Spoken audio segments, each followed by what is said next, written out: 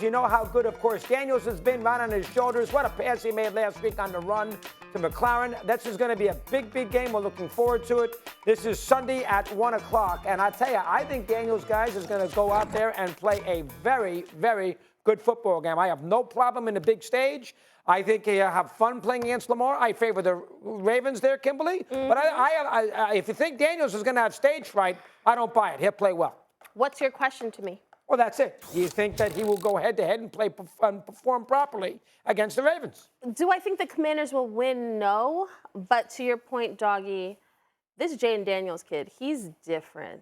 I was there when the Commanders drafted him. Like, I was in Ashburn. And talking to them, it was clear this is a kid who is poised under pressure. This is a kid who doesn't get rattled. This is a kid who we can trust, who knows that at this level, despite the competition being better, faster, stronger, that he's not going to wilt under pressure, that he knows exactly where to go with the football at all times. And so far what we are seeing from Jayden Daniels is that the spotlight isn't too bright. We literally are talking about the Commanders as, can they not just be a surprise in the NFL, a good feel-good story, can they win this division? And that is 100% squarely on the shoulders of the young quarterback. Now, that said, I don't think the Commanders will win because I trust Lamar in this offense. I covered that crazy Bengals-Ravens game. And Lamar Jackson, the stiff arm, the finding Isaiah Likely in the end zone, all of that, I think that is the type of performance that reminds us, because I think people have forgotten, Lamar Jackson is so unique and so special of a talent. I wonder, though, how will the Ravens defense go up against Jayden? Because I've seen this Ravens defense where they have leads and they squander them. That has been a recurring theme. So I think Jayden can play well. He won't wilt. This won't be a game where they'll run them out the building. But I still think Lamar Jackson, paired with Derrick Henry, paired with Zay and Isaiah Likely, Charlie Kosar, this is a pretty good team. I would take the points. Of course you would. Fat Rob. Okay. Stevie, you think Daniels will go head-to-head and play really well here on Sunday afternoon? I believe he will. The Redskins have the #1 offense in the National Football League right now in terms of points scored. #1. Commanders, Redskins. I'm sorry, Commanders. It's been a while.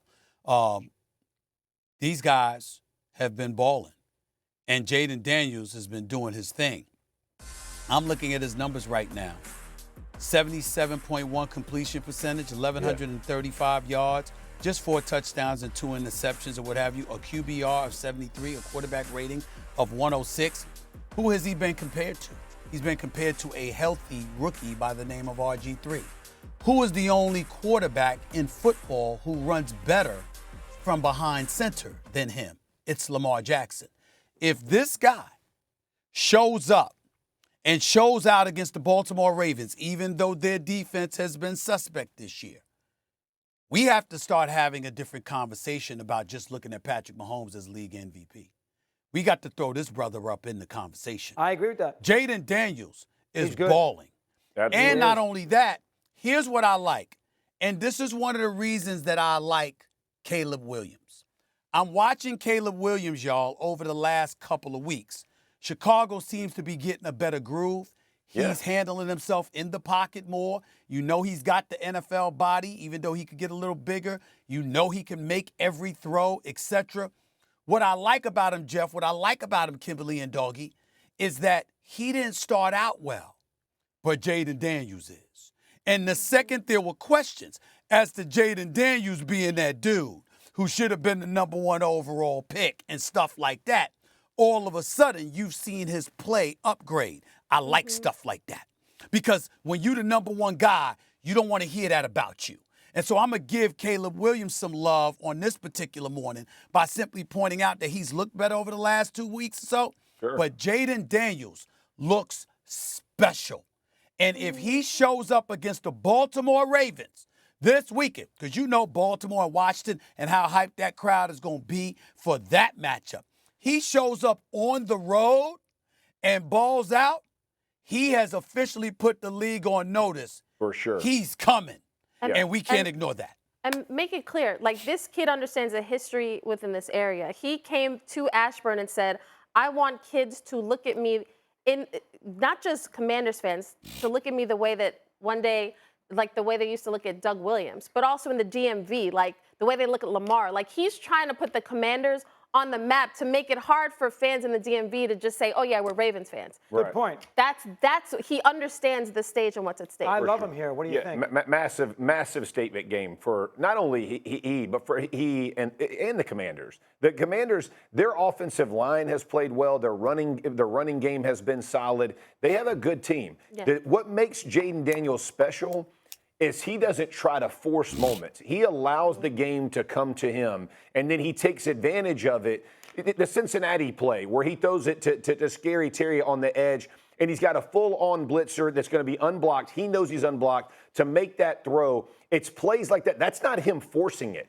That is what's going to be required when you go play the Ravens in their place. Because when you go there, they're going to show you a lot of different looks. They're going to spin the coverages. It's going to be really difficult to be able to pre-diagnose what's going to happen. He's going to have to make decisions on the fly.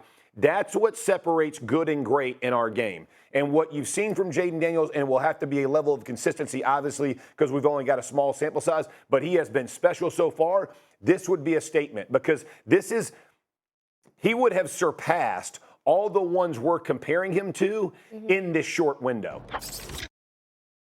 Two quick things before we get to Doggy. Number one, I want to piggyback off of what Kimberly said because it's very, very important. It's not just him wanting the Commanders to get love in the DMV and everybody not rely on the Ravens. It's about him wanting that love and not all of it going to Lamar Jackson. He's taking it personal in a good way. And I think that's a beautiful difference. I can't give Caleb Williams love for responding to the challenge that Jayden Daniels has presented by his exceptional play as the number 2 overall pick, and not give Jayden Daniels love for not embracing the challenge of wanting to be that dude in the DMV you talking about just as much as you talking about Lamar Jackson. That's number one. Number two, Doggy, I'll give you this number right here. Jayden Daniels, he's been blitzed on 40% of his dropbacks, 40%. In the midst of all of that, he's completed 75% of his passes, Unreal. 9.6 yards per attempt, 2 touchdown passes, not a single interception. And he's done a great job. Yo. He's special. Quinn, and by the way, head coach Quinn is making an argument that he should have been the coach of the Dallas Cowboys instead of having to leave to go to the Commanders. And Cliff Kingsbury is making a case for himself as an offensive coordinator, earning his chops as well. Let's give credit where credit is due. And remember, before we go to a break, the Colts lost that second Super Bowl to New Orleans because Peyton did an onside kick at the start of the second half, and the ball squirted through Saturday's hands, and New Orleans got the ball and scored. So you are responsible for them losing. Let me just say this. Molly being gone is giving her the greatest job security ever because the replacement's going to be smooth. There's not a chance. Molly, we are waiting for Molly to return. Everybody in America is waiting right now because of Doggy. Were you on the field with No, I wasn't on the field with the onside kick. I thought you were with the hands team. No chance. No, you weren't there. No